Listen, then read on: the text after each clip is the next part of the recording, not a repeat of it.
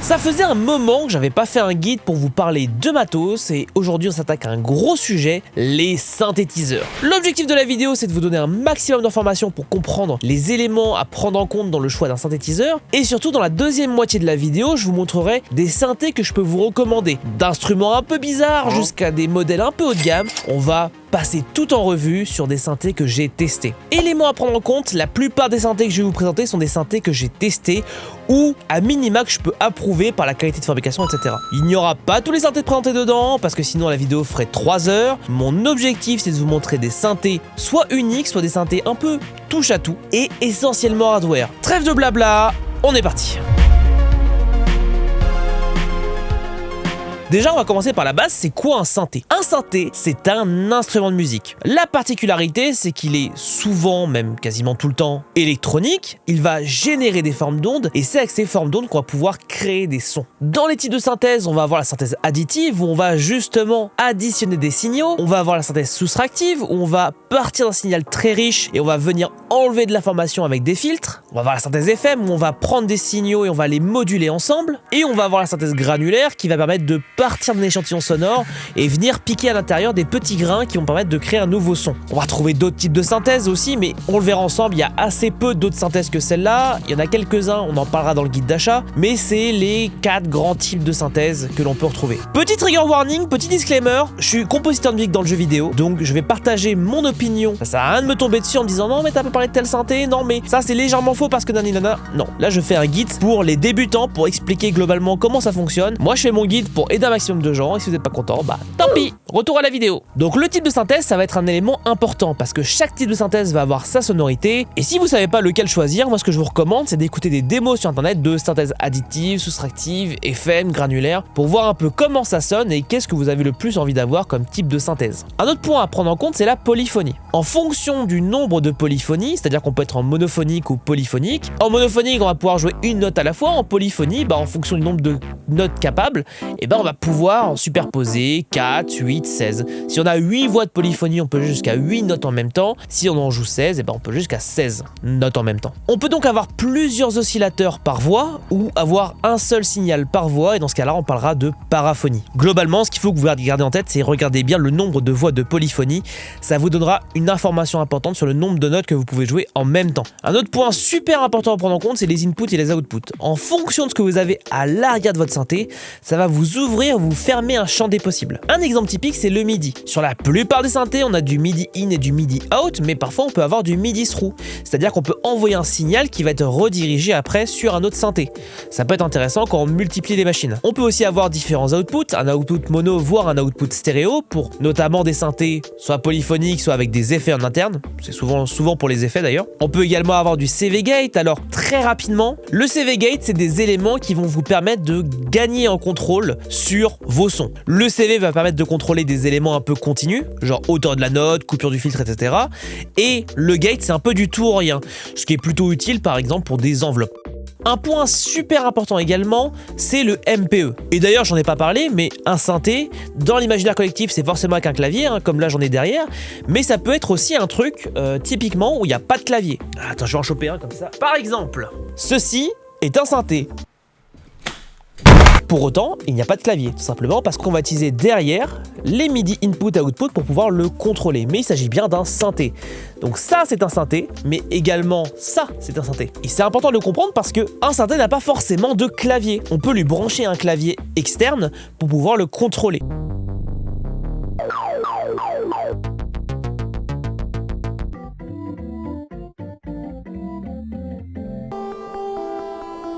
Ça peut être assez cool pour gagner de la place, mais ça peut être aussi un élément bloquant chez certains parce que parfois le fait de ne pas avoir de clavier, ça peut couper l'inspiration, ça peut démotiver tout ça. Donc à prendre en compte, est-ce que vous êtes plutôt un pianiste ou en tout cas quelqu'un qui aimait bien justement avoir le contrôle direct sur la machine, ou est-ce que ça ne vous dérange pas d'avoir un clavier externe qui va être branché en dehors du synthé? Et d'ailleurs, tant qu'on parle de clavier, on va parler du MPE, parce que le MPE c'est un truc de plus en plus populaire et ça va rajouter des éléments importants. Le MPE c'est un protocole MIDI qui permet de rajouter de l'expressivité dans le son. Par exemple, le Push 3 qui est une sorte de clavier MIDI que j'utilise pour composer a du MPE, c'est-à-dire qu'en fonction de comment j'appuie sur les pads ou en fonction de la position du doigt, le son va varier. C'est un peu similaire à pitch bend, quoique un peu différent. On va également retrouver des éléments importants comme l'aftertouch, c'est-à-dire le fait que quand vous appuyez sur une note, vous avez un son, mais si vous appuyez plus ou moins fort sur la note, vous allez avoir un deuxième niveau d'expressivité où votre son va continuer à évoluer. Ça permet de rajouter en fait une couche d'expression, d'âme, d'évolution dans le son, en gardant en tête que là aussi l'aftertouch peut être polyphonique ou monophonique. Par exemple, en aftertouch mono, vous allez avoir une expressivité plus globale, alors qu'en aftertouch poly, vous allez avoir un contrôle plus grand parce que chaque note va avoir son expressivité. C'est-à-dire que si vous appuyez vous faites un accord et que vous appuyez différemment sur chaque note, là vous allez le sentir. Qu'en monophonique, ça sera moins le cas. Autre élément à prendre en compte, les effets. Parce que tous les synthés n'ont pas des effets, certains en ont implémenté directement dedans. Je pense par exemple au Matrix Brut que j'ai derrière moi qui a des effets, je pense au Monopoly qui a aussi des effets, le Minilog XD, bref, il y a plein de synthés qui ont des effets internes, ça peut être très cool pour avoir un son qui sort directement du synthé, qui sonne. Parce qu'un son de synthé sans reverb par exemple, ça peut vite sembler très harsh, très agressif, voire qui marche pas très bien.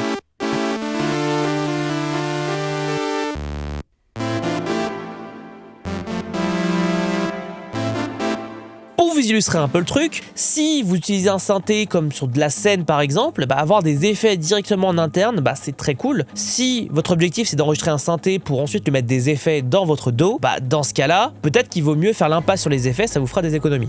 Autre point important, l'accessibilité. Gardez en tête que on n'est pas tous égaux face à un synthé.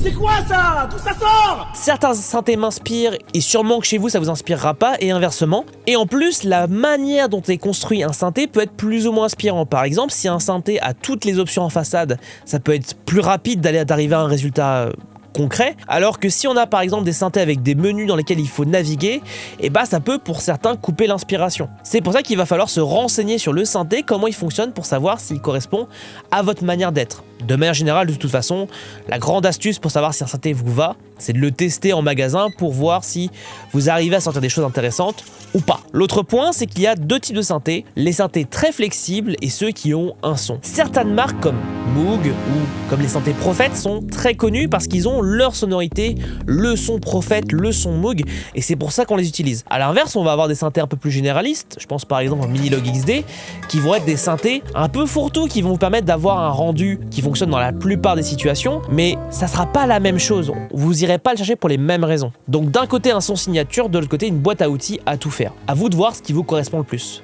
Dernier point, hardware versus software. Est-ce qu'il vaut mieux un synthé physique ou un synthé software?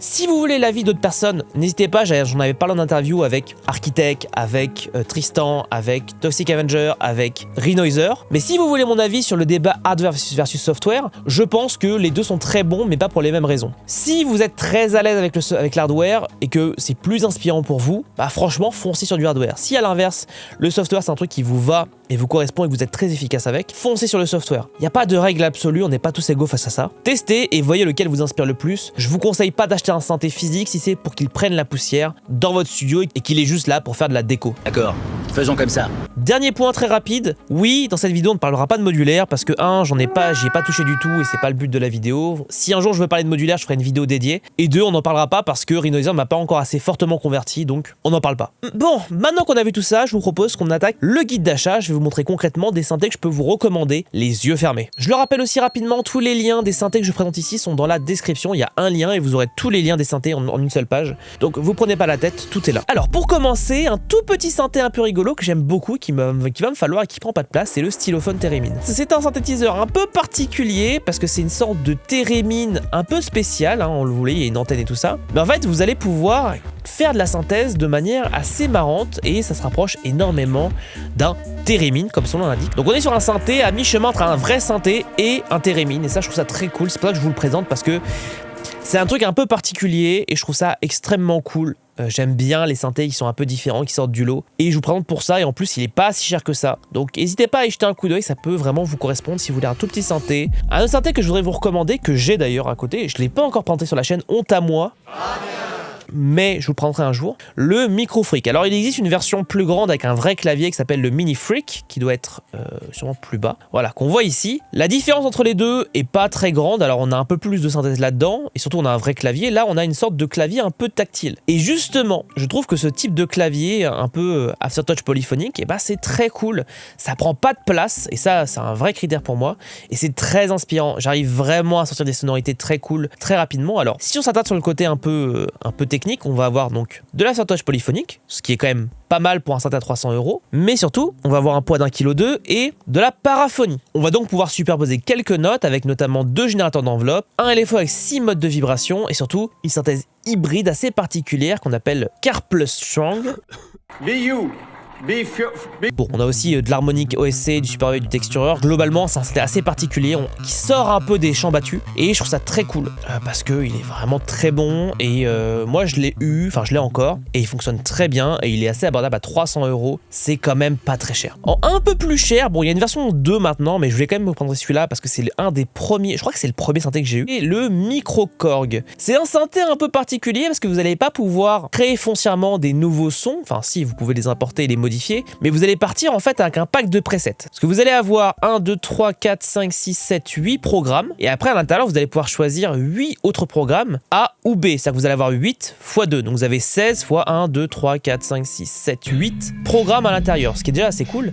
Et ces sons-là, vous allez pouvoir ensuite les personnaliser avec les boutons ici. Donc vous avez un cut-off, un résonance, attaque, release, et je crois que c'est un decay à la fin, je dis pas de bêtises. Alors tempo, c'est un synthé très cool pour commencer à mettre les doigts sur des synthés. Les sons sont très cool à l'intérieur, on peut vraiment faire des choses très sympas. Je l'ai utilisé pendant très longtemps, d'ailleurs on peut entendre des exemples.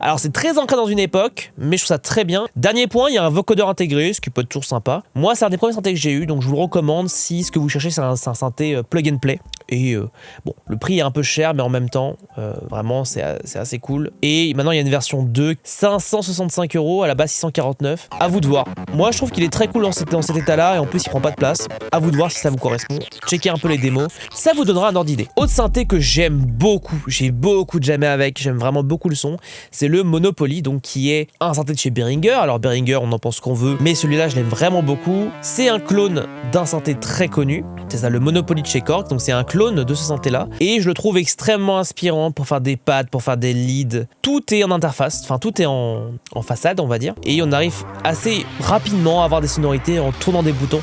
Même si vous n'êtes pas un dieu de la synthèse, vous pouvez assez rapidement avoir des sons très cool, même juste en poussant quelques boutons. Il coûte 450 €, donc c'est assez abordable, et je pense que c'est un des synthés qui restera le plus longtemps dans mon studio parce que je le trouve vraiment bien. En termes de détails, on va avoir 37 touches, 4 oscillateurs avec forme d'onde triangulaire, on est sur un synthé analo, il y a du générateur de bruit, il y a 2 LFO, tout ce qu'on a besoin, et il pèse quand même 10 kg. Autre synthé que j'ai eu et que j'ai encore et qui est vraiment trop cool en mode synthé boîte à outils pour tout faire, le Minilog XD. On a un petit peu de menu diving, mais franchement le plus essentiel des éléments à contrôler sont en façade. Vous avez juste un peu de menu ici pour passer de programme en programme, pour enregistrer des programmes, etc., ou pour jouer des séquences, mais sinon franchement c'est très cool, il est compact, il est vraiment très beau, on a tout ce qu'il faut en termes de contrôle, et on a 4 voix de polyphonie, 37 touches, 2 VCO, 1 VCA, bref, tout ce qu'il faut, et il coûte 569 €, c'est vraiment trop bien, franchement, banger. Synthé que je n'ai pas, mais que j'ai très envie d'avoir, et que j'ai vraiment écumé en termes de démo,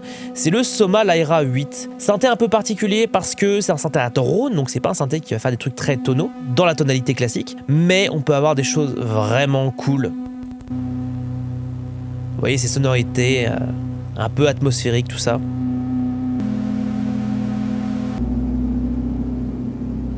Donc c'est pas un synthé qui va plaire à tout le monde, mais pour ceux qui font par exemple du son à l'image, c'est très bien. On a 8 voix par oscillateur, chaque voix est librement réglable dans de nombreux domaines. Si vous hésitez sur ce synthé là, ce que je vous recommande c'est de regarder beaucoup de tests et voir si ça vous correspond, parce que ça coûte quand même 748 €. C'est pas donné, mais franchement pour faire des drones, c'est vraiment top. De toute façon, tout ce que fait le Soma en général, je trouve ça trop bien. Un peu de cocorico par ici, on va parler du Kodamo Essence FM que j'ai déjà présenté sur la chaîne, donc si vous voulez voir un peu le détail, allez voir ça.